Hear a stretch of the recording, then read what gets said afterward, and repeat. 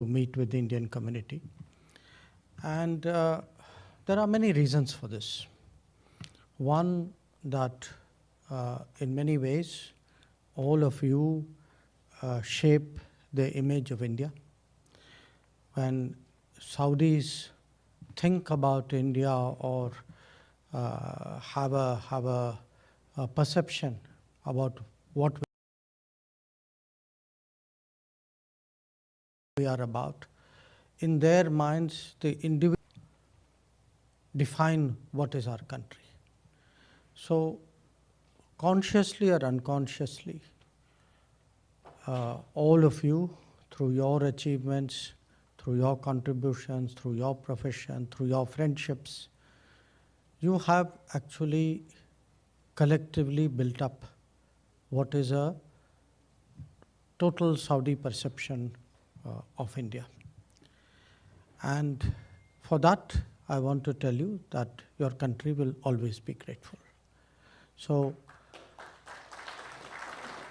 the first reason, therefore, I always like to meet the community is to really genuinely express the appreciation that the government and the country has for all of you. We know that it's not always easy living abroad. I myself have lived most of my working life abroad, so I have some sense of it. That is the first point I wanted to share with you. But there is a second reason as well. We have 2.5 million Indians living in this country. At times the numbers have been more.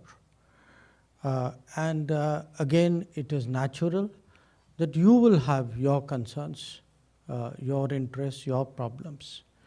And it's very useful for me to know that, to understand that, so that when I engage with the authorities, with my counterpart or with the officialdom, I have also your interests at heart. That in some way, if we as the government or I as the foreign minister or the embassy or the foreign ministry can be helpful to advance your interest, to make you more comfortable, to ensure that your requirements are met and your problems in whatever way can be addressed, I think that is also equally important. And that is why, in fact, I'm very glad that the embassy took the initiative to arrange this meeting. Right, you are literally my first engagement on this visit. Now, having said that, and I'd be very happy to, after my remarks, to actually to listen to any concerns which you people may have. It's very natural that Indians who live abroad, even though we are in a very connected world today, many, all those phones which I saw pointed at me keep you instantaneously informed of anything that happens in India. So you're probably more updated than I am. But still, you would like to know what is happening in India, a sense of the mood and the sentiment of our society. And that is also something I would like to share with you. It's been probably for the last 2.5 years, you've had very few high-level visitors from India because of the COVID. I myself had, the last time I came here was in my previous capacity. I had accompanied the Prime Minister in his visit here in 2016.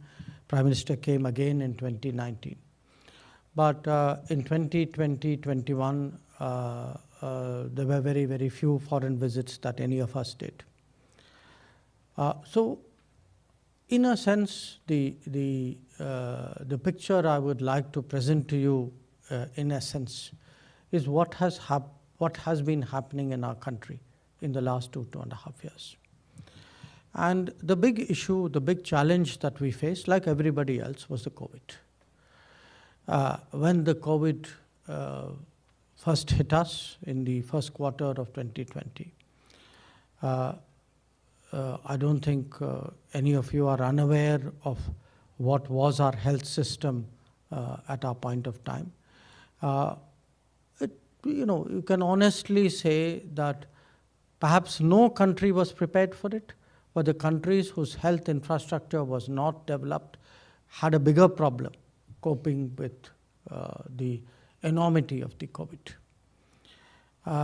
And in 2020, in fact, the real, I would say, achievement, national achievement for us, was that a country which did not make masks, which did not make ventilators, which did not, people had not even heard this term PPE, which all of us today think is just another word. And we could not only produce what 1.3 billion people needed, but we could also set up centers for dedicated treatment of people who had come down with COVID. And we went through 2020, in fact, through very, very rapid buildup of our own capabilities. In 2021, of course, we had what was a very, very serious Delta wave. Again, I'm sure every one of you has had relatives and friends who in some form were affected. I don't think there's anybody who was unaffected by that particular wave. And there, actually, we saw the strength of the Indian community. We saw the strength of the Indian community in terms of how all of you responded to the situation in our country. We saw our friendships, our international friendships also deliver at that point of time. Saudi Arabia, for example, was very helpful with supply of oxygens and both with liquid medical oxygen as well as with containers. And that is a time people speak about friendships and relationships and international cooperation. We talk about attachment of the country to its diaspora and of the diaspora for the motherland. We saw this all demonstrated in 2021. Now, 2 years of COVID, I think the country came through the test. And what was different this time was that we were able to produce vaccines in very large numbers. So there was made in India vaccine available for 1.3 billion people. We also had our own vaccines, starting with one, but now a few more. And so this time something different took place in India, which was in terms of the vaccination. We were not a country which was left behind. We pretty much did it at the same time as everybody else. But it wasn't just that we did it. In this period, because my business did not stop, so I still found ways of traveling. And I still go to parts of the world where large numbers of people are not vaccinated. Sometimes I go to places where there are vaccines, but they've not been able to get the shots in the arm. So I want you to appreciate really the extent to which our country has risen to this challenge. Not just by responding immediately to the emergency, mass emergency medical situation which happened, but by producing the vaccines, by creating a platform, by ensuring that vaccines were delivered to the right people at the right time so that everybody got their messages on their phone saying that is where you have to go for vaccination.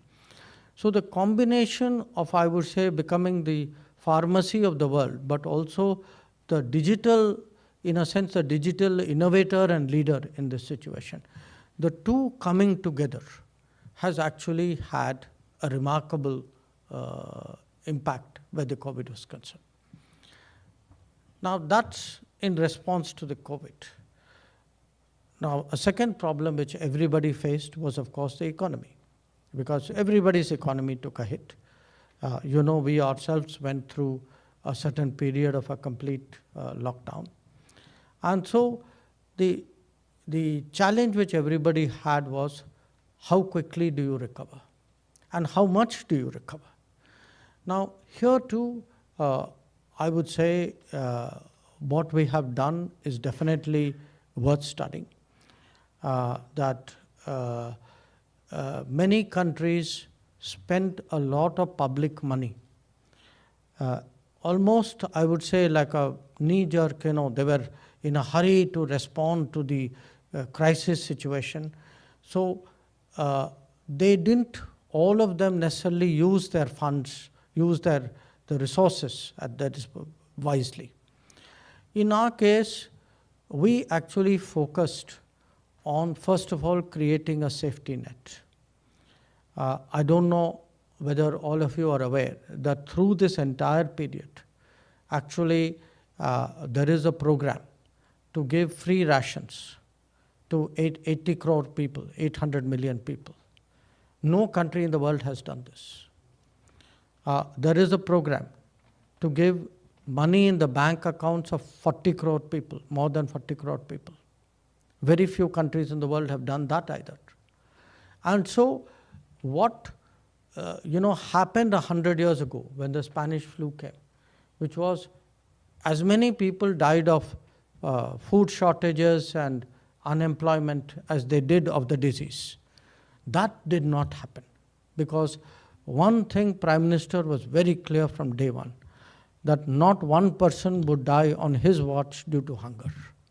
And that was something he very passionately felt, and he got it done on the ground, again using this digital backbone that we had created. Because we had done Jan Dhan Yojana, there were bank accounts into which we could put in the funds.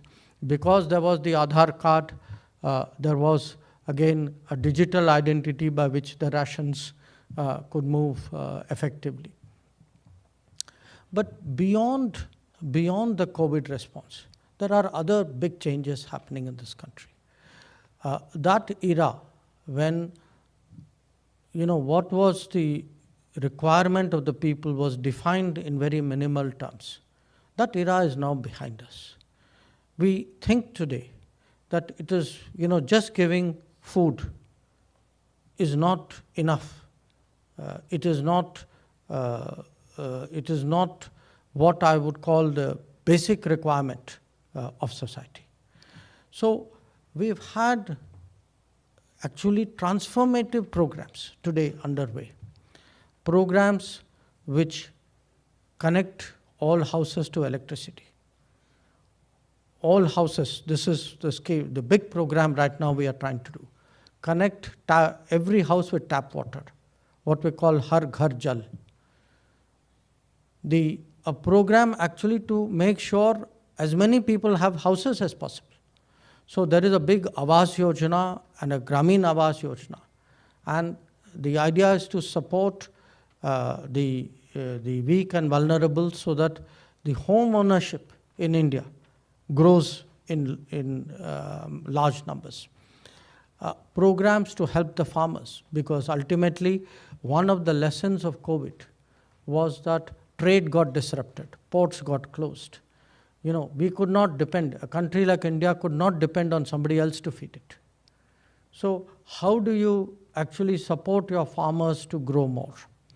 But also at the same time, make sure while these programs on meeting the basic societal needs. By the way, a huge program on insurance.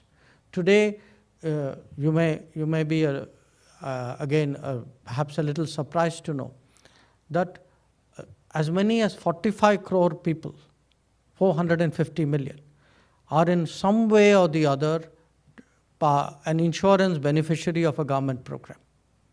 So if you look at these numbers, 800 million people who are getting rations, 400 million people who are getting money in their bank accounts, 450 million people who are getting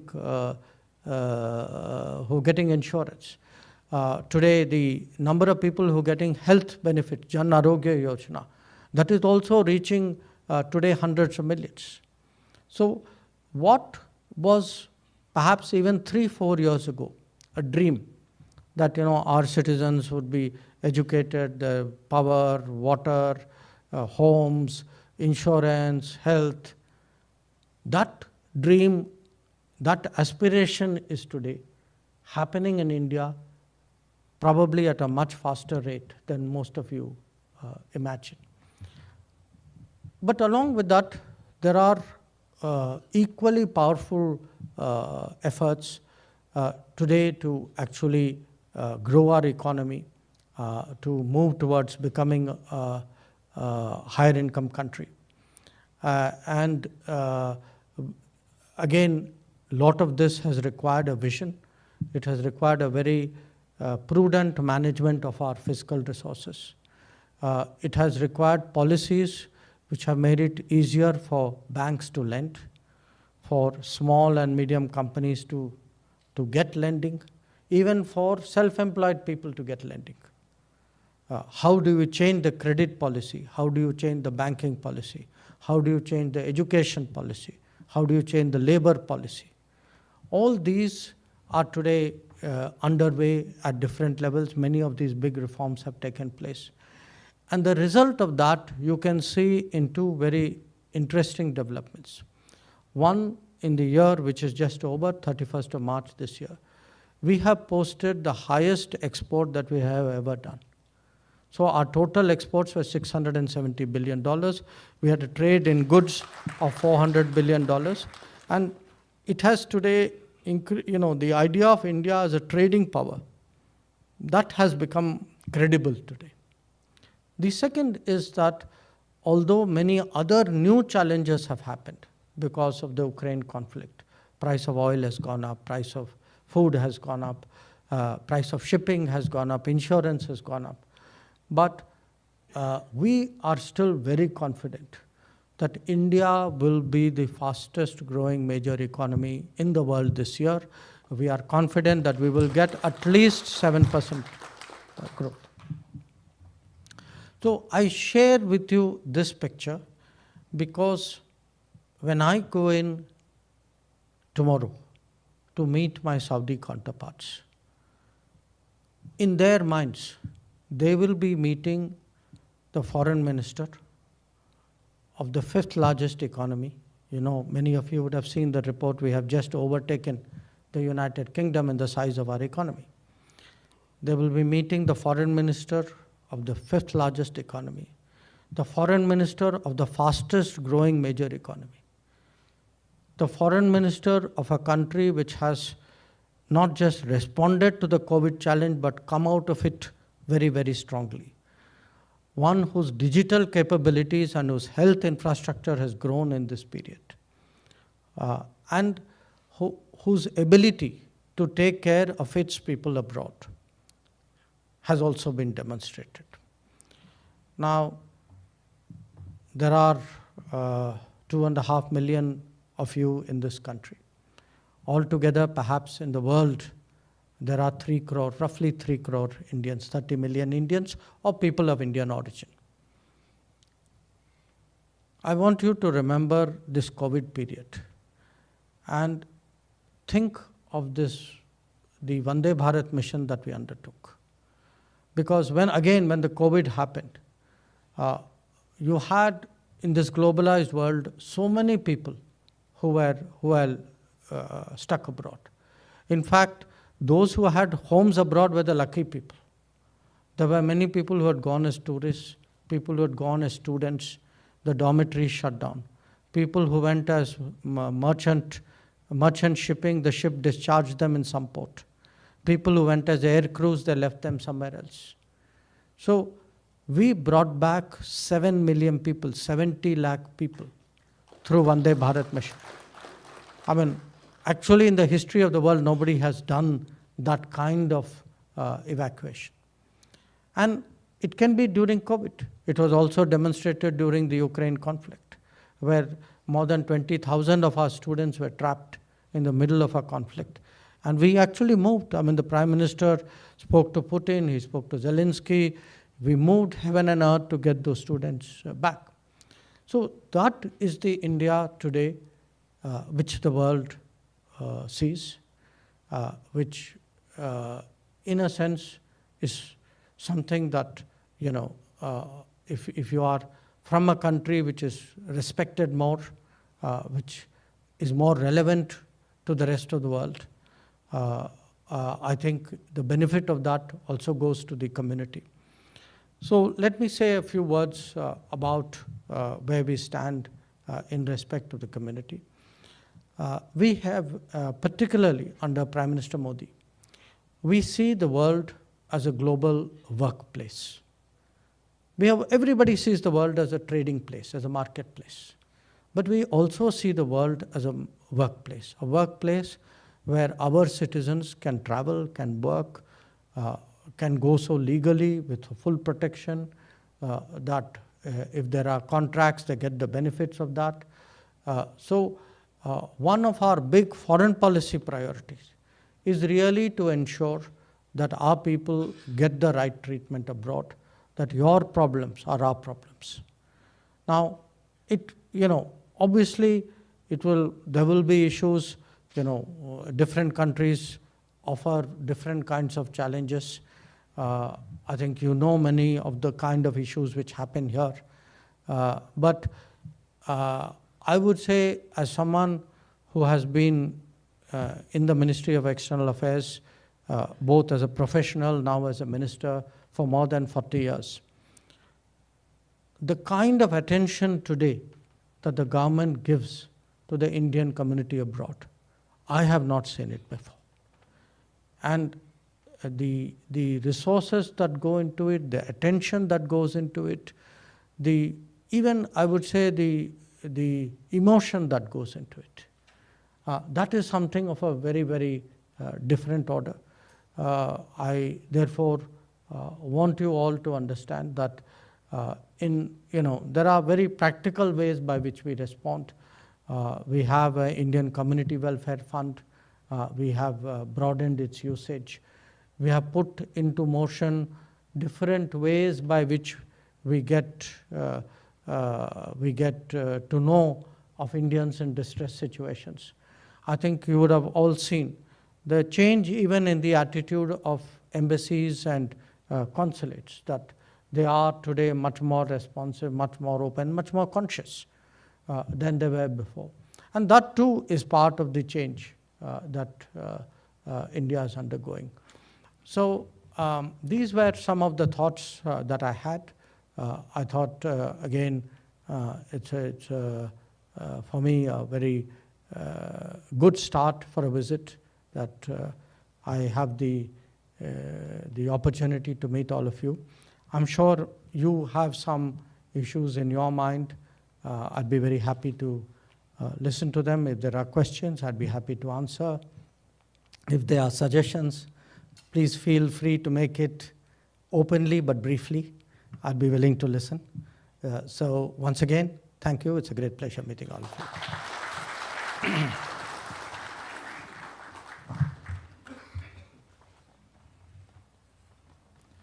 Thank you, sir, for your valuable insight, especially on the challenges faced by India during the COVID times and the government's response. Namaste and good evening to all. We'll now have a brief interactive session as time permits. We have received a large number of questions addressed to the Honorable Minister, but due to